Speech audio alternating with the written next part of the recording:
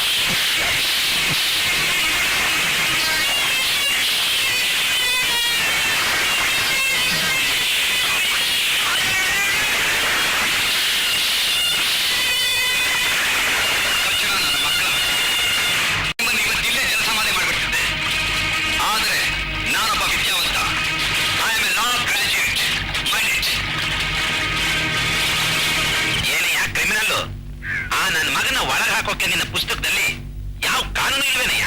ಕಾನೂನು ಇದೆ, ಆದ್ರೆ ನಾವಿದ್ದ ಪರಿಸ್ಥಿತಿ, ನಾವಿದ್ದ ಜಾಗ ಇದು ಎಲ್ಲ ಬಯಲಿಗೆ ಬರುತ್ತೆ. ಆಗ ಸಮಾಜದಲ್ಲಿ ಗಣ್ಯ ವ್ಯಕ್ತಿಗಳಾಗಿರೋ ನಮ್ಮ ಇಮೇಜ್ ಗತಿ. ಆ ನನ್ ಮಗ ಸಂದು ನೋಡೇ ಚುಟ್ಕೆ ಹಾಕದ್ನಲ್ಲಯ್ಯ. ಅವನಿಗೆ ಬರೀ ಬುದ್ಧಿ ಬಲ ಅಷ್ಟೇ ಅಲ್ಲ, ಮೈ ಬಲನೂ ಇದೆ. ಅಲ್ಲಯ್ಯ ಕ್ರಿಮಿನಲ್ಲು ನಾಳೆ ನಮ್ಮೆಲ್ಲರಿಗೂ ಸಾಲ ಬೇಡಿ ತೋರ್ಸಿದ್ರೆ ಏನೇ ಗತಿ? ನಿನ್ನೆ ನನ್ನನ್ನೇ ಸ್ಟೌಟ್ ಆಗ್ಬಿಟ್ಟಿದೆ. ಇಲ್ಲದೆ ಹೋಗಿದ್ರೆ ಅವನ್ ಚರ್ಮ ಸೊಲ್ದು ಉಪ್ಪು ಕರಚಿ ಫ್ರೈ ಮಾಡ್ಬಿಡ್ತಾರೆ. ಸ್ವಲ್ಪ ಮುಚ್ಕೊಂಡಿರ್ತೀಯ ಚಮಚ ನನ್ನ ಮಗನೆ. ನಿನ್ ಯೋಗ್ಯತೆ ಏನು ಅಂತ ನನಗೆ ಗೊತ್ತಿಲ್ಲ. ಏನಯ್ಯ ಕ್ರಿಮಿನಲ್ಲು ಮುಂದಿನ ಗತಿ? ಅವನಿಗೊಂದು ಗತಿ ಕಾಣಿಸೋಣ ಬಿಡು. ಅದೇ ಆಗಯ್ಯ, ಈಸ್ ಟೂ ಸ್ಟ್ರಾಂಗ್. ದಯಾನಿಧಿ ಹುಲಿಗೆ ಬೋನು, ಮೀನಿಗೆ ಬಲೆ, ಆನೆಗೆ ಕೆಡ್ಡ. ಎಂಥ ಬಲಕ್ಕೂ ಒಂದು ಬಲೆ ಇದ್ದೇ ಇದೆ. ಈ ಅಜಯ್ ಒಂದು ಮಾನವ ಪ್ರಾಣಿ. ನೀನೇನು ಹೇಳ್ತಾ ಇದೀವೋ ನನಗೆ ಅರ್ಥನೇ ಆಗ್ತಿಲ್ವಲ್ಲ ಈ ಮಟ್ಟ ತಲೆಗೆ. ನಮ್ಮ DIG ಸಾಹೇಬ್ರಿಗೆ ಅರ್ಥವಾಗಿರ್ಬೇಕು. ಎಸ್, ಅರ್ಥವಾಯ್ತು. ಇನ್ನೆರಡು ದಿನಕ್ಕೆ ನಿನಗೂ ಅರ್ಥ ಆಗುತ್ತೆ.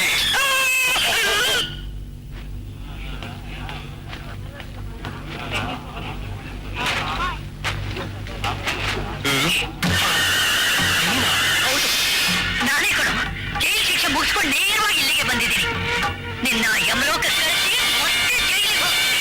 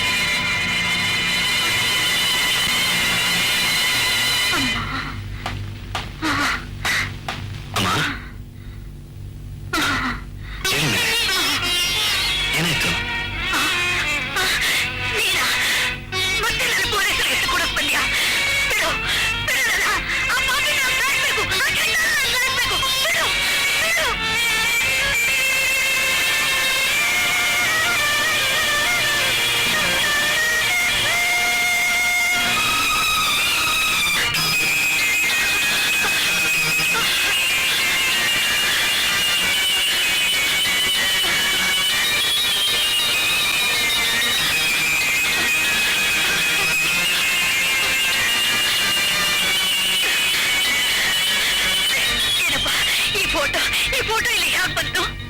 ಈ ಫೋಟೋದಲ್ಲಿರೋರು ನಿಮಗೆ ಗೊತ್ತಾ? ಗೊತ್ತಾ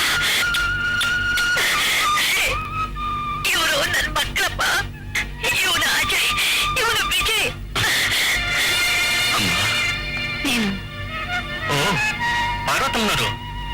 ಏನಮ್ಮ, ನಿಮ್ಮನ್ನ ಕರ್ಕೊಂಬರೋಣ ಅಂತ ಜೈಲ್ ಹತ್ರ ಹೋದ್ರೆ ಆಗ್ಲೇ ನೀವು ಇಲ್ಲಿದ್ದೀರಲ್ಲ? ಚಾಮರಾಜೆ, ನೀವು ಹೌದು ಅಜಯ್, ಸಮಯ ಬಂದಾಗ ನಿನ್ ತಾಯಿ ವಿಚಾರ ನಾನು ಹೇಳ್ತೀನಿ ಅಂತ ಹೇಳಿದ್ನಲ್ಲಪ್ಪ.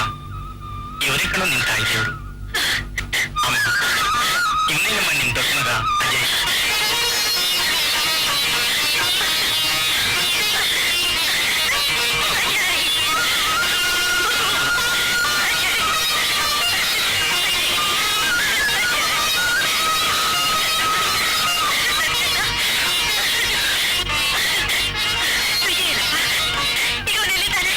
ವಿಜಯ್ ನಮ್ಮನೇಲಿ ಓದ್ಕೊಂಡಿದ್ದಾನಮ್ಮ.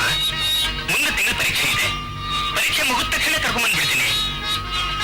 ಅಪ್ಪ, ಅಮ್ಮ ಜೈಲಿಗೆ ಹೋದ ವಿಷಯನ ಯಾಕಪ್ಪ ಮುಚ್ಚಿಟ್ಟಿದ್ದೆ? ಮುಚ್ಚಿಟ್ಟಿದ್ದಷ್ಟೇ ಅಲ್ಲಪ್ಪ, ನಾನ್ ನಿನ್ನ ಸಾಕ್ತಂದೆ ಕಣೋ. ಅಪ್ಪ, ಏನ್ ಹೇಳ್ತಿದ್ದೀರ ನೀವು? ಹೌದಪ್ಪ, ನಾನ್ ನಿನ್ ತಂದೆ ಅಲ್ಲ ಕಣೋ. ಅಪ್ಪ, ಹಾಗಾದ್ರೆ ನನ್ನ ತಂದೆ ಯಾರು? ಆ ಜಗದೀಶ್ ಪ್ರಸಾದ್ ದಯಾನಿಧಿ ನಿಮ್ ತಂದೆಗೆ ಕೊಲೆಗಾರನ ಪಟ್ಟ ಹೊರಿಸಿ ಜೈಲಿಗೆ ಕಳಿಸಿದ್ರು. ಅದೇ ವ್ಯಾಖ್ಯಲಿ ಹಾರ್ಟ್ ಅಟ್ಯಾಕ್ ಆಗಿ ನಿಮ್ ತಂದೆ ಜೈಲಲ್ಲೇ ಹೋಗ್ಬಿಟ್ಟು ತಾನು ಸಾಯೋದಕ್ ಮುಂಚೆ ನನ್ನ ಹೆಣ ಹೊರಗೆ ಹೋಗ್ಕೂಡ್ದು, ಈ ವಿಷಯ ನನ್ನ ಮಕ್ಕಳಿಗೂ ತಿಳಿಯಕೂಡ್ದು ಅಂತ ನನ್ನ ಹತ್ರ ಭಾಷೆ ತಗೊಂಡ್ರಪ್ಪ. ಆ ಪಾಪಿಗಳು ಮಾಡಿದ್ದು ಒಂದೊಂದಲ್ಲಪ್ಪ, ಒಂದೊಂದಲ್ಲ.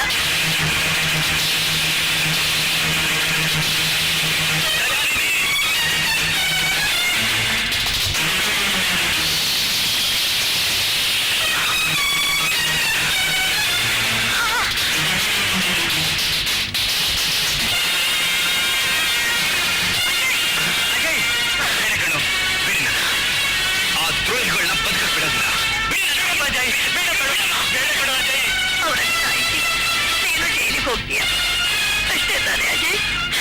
ನಾನು ಜೈಲಿಗೆ ಹೋದ್ರೂ ಪರವಾಗಿಲ್ಲ, ಅವರನ್ನು ಮಾತ್ರ ಬಿಡೋದಿಲ್ಲ. ಬೇಡ ಕಣ ಅಜಯ್, ನಮ್ಮಿಂದ ದೂರ ಆಗ್ಬೇಡಪ್ಪ. ಅನ್ಯಾಯ ನಡೆದಿದೆ ಅಂತ ಗೊತ್ತಾಗಿ ನನ್ನನ್ನು ಬಳೆ ತೊಟ್ಕೊಂಡು ಸುಮ್ಮನೆ ಇರುವಂತೀರಾ? ಅಲ್ಲಪ್ಪ ಅಜಯ್, ನಿನ್ನನ್ನು ಇಷ್ಟು ಕಷ್ಟಪಟ್ಟು ಓದಿಸಿ ಕಾನೂನು ಪದವೀಧರನಾಗಿ ಮಾಡಿದ್ದು ನೀನೊಬ್ಬ ಕೊಲೆಗಾರನಾಗ್ಲಿ ಅಂತಲ್ಲಪ್ಪ. ಯಾವ ಕಾನೂನಿನ ಬಲದಿಂದ ಆ ಚಂಡಾಲರು ನಿನ್ನ ತಂದೆ SP ಸುರೇಶನ್ನ ಬಲಿ ತಗೊಂಡ್ರು, ಅದೇ ಕಾನೂನು ಅವರಿಗೆ ತಿರುಗುಬಾಣವಾಗಿ ಅವರು ನೇಣುಗಂಬದಲ್ಲಿ ನೇತಾಡುವ ಹಾಗಾಗ್ಬೇಕು. ಆಗ ಅದು ನ್ಯಾಯ, ನೀತಿ, ಧರ್ಮದ ಪ್ರತೀಕಾರವಾಗುತ್ತೆ, ಸತ್ಯದ ಗೆಲುವಾಗುತ್ತೆ. For more updates, like, comment, subscribe to our channel.